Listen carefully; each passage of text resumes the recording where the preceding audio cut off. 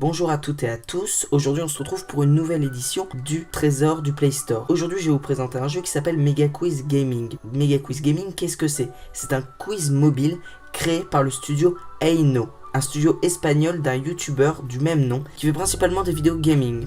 Les autres jeux de ce studio semblent assez amateurs par rapport à celui-ci et semblent suivre les mouvements populaires tels que des jeux sur Minecraft, le Hand Spinner ou encore le Bottleflip Challenge. Mais ne vous enfuyez pas parce que ce jeu est quand même plutôt cool. Ce jeu propose des questionnaires où sont représentés des éléments de façon abstraite et le but est de deviner de quel jeu ils proviennent.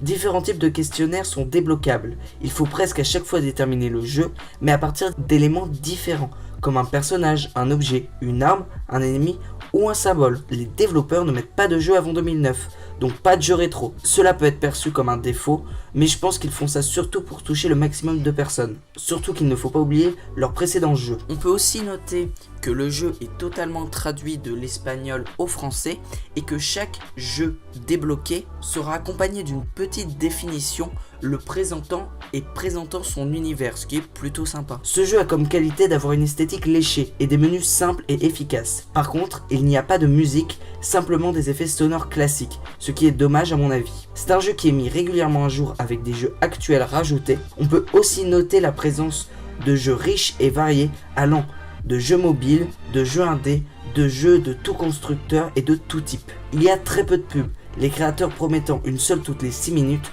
Je ne sais pas si c'est exactement le cas, en tout cas je n'en ai pas vu beaucoup. Le jeu a un système économique assez malin et pas du tout envahissant, puisque cela fonctionne par principe d'indices. En effet, il est possible de regarder des pubs pour avoir de nouveaux indices ou de les acheter, mais il est possible de jouer sans indices pour débloquer de nouveaux questionnaires et de toute façon, des indices vous sont offerts si vous y jouez régulièrement. En conclusion, ce n'est pas un jeu qui a une très grande prétention, mais qui peut s'avérer être très sympa pour un quiz mobile. Avec son système économique très peu envahissant et ses créateurs qui sont impliqués dans le jeu, je ne peux que vous le conseiller. Voilà, j'espère que cette petite présentation de jeu vous aura plu.